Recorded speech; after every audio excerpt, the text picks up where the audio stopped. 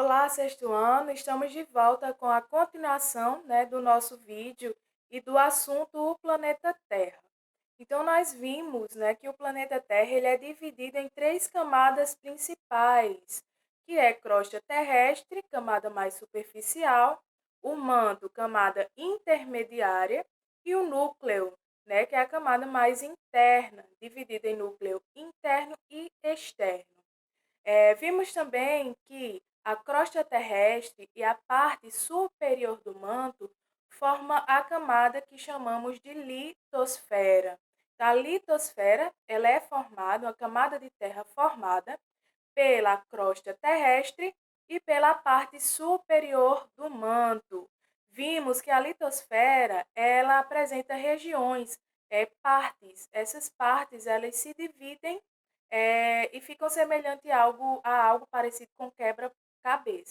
Então, essas partes nós chamamos de placa tectônica, certo? As placas tectônicas elas se movimentam ou placas litosféricas, elas se movimentam e têm a função de separar, e separa os continentes, tem a função de separar ou unir os continentes através dos seus movimentos. É tanto, você pode prestar atenção nessa imagem, e tem divisões. Essas divisões nesse globo são as placas litosféricas ou as placas tectônicas. E você pode observar que a placa sul-americana, onde está o Brasil, e a placa africana, elas formam um encaixe.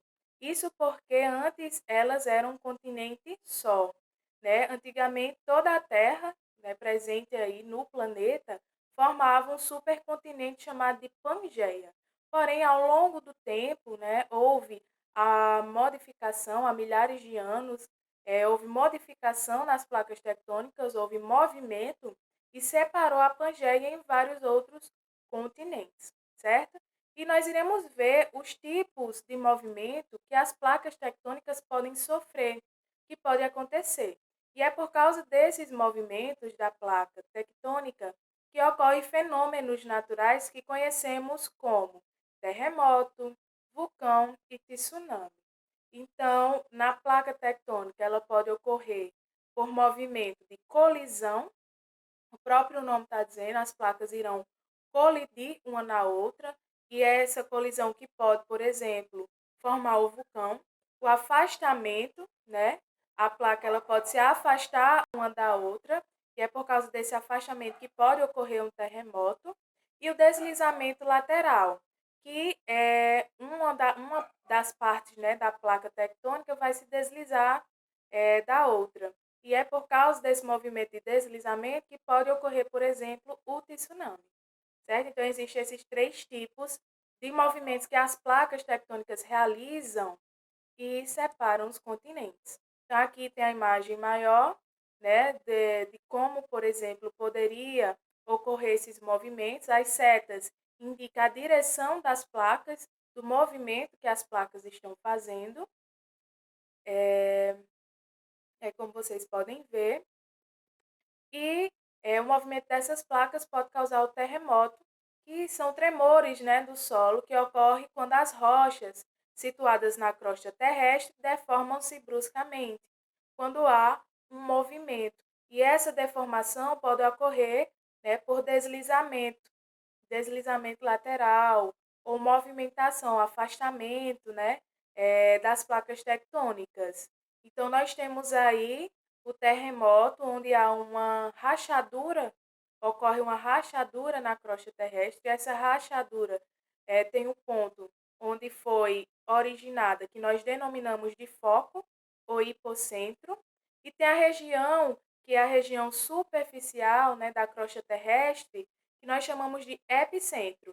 É justamente nessa região que nós sentiremos o tremor, que sentiremos os tremores causados pelo terremoto e pela movimentação ou rachadura na crosta terrestre, através das placas tectônicas, certo? E é assim que ocorre o terremoto. Porém, o Brasil não há relatos, na verdade, de ter terremotos, porque ele se localiza no centro de uma placa. E geralmente quem sente os tremores são pessoas que moram em regiões próximas ou no limite da placa tectônica, né? Na divisão da placa tectônica.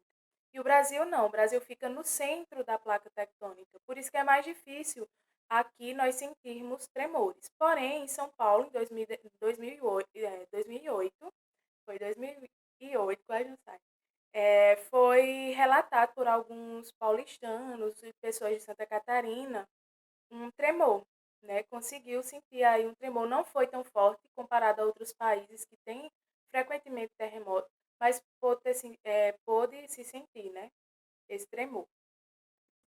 Temos o tsunami, né? Vocês podem observar através da imagem como ocorre o tsunami. As placas, ao se chocarem, vem aí o deslizamento de uma delas para baixo e a outra para cima. E através desse movimento da placa de subida, né, dessa parte da região da placa tectônica, faz com que haja um grande movimento, um tremor e um grande movimento no mar, e esse mar provoca ondas gigantes, que é o tsunami, que pode recobrir aí ilhas e acabar com cidades próximas ao mar, certo? Temos os vulcões, que é outro fenômeno que ocorre através da movimentação das placas tectônicas. Ocorre principalmente pelo movimento de colisão, quando uma placa colide uma na outra, fazendo que parte do manto suba. Tem uma região do manto que nós chamamos de magma, que é quando aquela parte do manto sofre alterações na sua pressão e na sua temperatura. Passa de estado sólido para estado líquido e forma uma substância rochosa chamada de e líquida, né, chamada de magma. Então, a formação de vulcões pode ocorrer a partir de choques da placa tectônica ou de fissuras na crosta terrestre, ou seja, rachaduras, e resulta na liberação do magma, que é justamente a parte líquida do manto, certo? Pode sofrer transformações. O magma dentro, né, no interior da rocha, é chamado de magma. Porém, quando é expelido, quando esse vulcão entra em erupção e esse magma é expelido, ele se torna lava. Nós chamamos e denominamos de lava. Então, se o magma é extravasado para a superfície, recebe-se o nome de lava. Porém, os vulcões, né, têm pontos positivos e negativos. Não é só negativos como pensamos, né?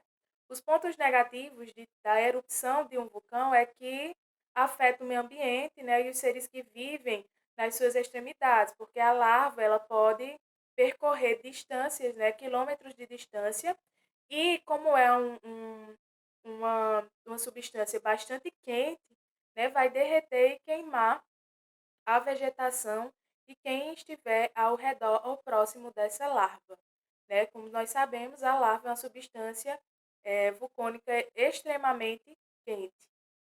E os pontos positivos do vulcão é que as cinzas vulcânicas originadas, né, da Terra são extremamente férteis, pois sua composição é rica em nutrientes para as plantas.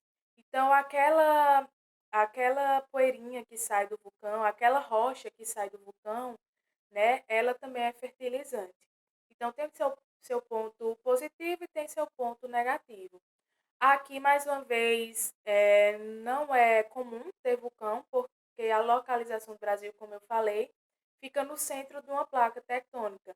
E os vulcões geralmente ocorrem nas extremidades, nas laterais das placas tectônicas, nas divisas entre uma placa e outra. Nós temos aqui a imagem, certo? Temos de como ocorre a erupção de um vulcão, quando a camada intermediária, certo? Que é o manto, sofre pressões e temperaturas elevadas, sofre alguma modificação, passa para o seu estado líquido. É uma rocha que era sólida e passa para o seu estado líquido. E por sofrer muita pressão, ela começa a subir para a camada mais superficial da Terra, que é a crosta terrestre. Quando ela sobe e que ela é expelida, né, através dessa rocha, nós denominamos, passamos de magma, que é a parte líquida que está dentro da rocha, para larva, que é a parte líquida que está fora, certo? Da rocha, que é expelida para fora da rocha. Temos a atmosfera, né? Voltando às camadas da Terra, mas a camada que não está envolvendo o solo, né? É a camada que envolve todo o planeta, a camada de ar, por isso tem o nome atmosfera. E nessa atmosfera tem um material particulado, poeiras, né? Junto com essa poeira, os gases que nós respiramos. Quais gases são esses? Oxigênio, o gás de nitrogênio, são os mais abundantes nessa atmosfera. Então, 78%, né, constitui o gás de nitrogênio e 21% do gás oxigênio presente aí na mistura da atmosfera. O restante é de outros gases. Temos aí a divisão da camada atmosférica, porque a camada atmosférica não é uma só, ela apresenta várias outras.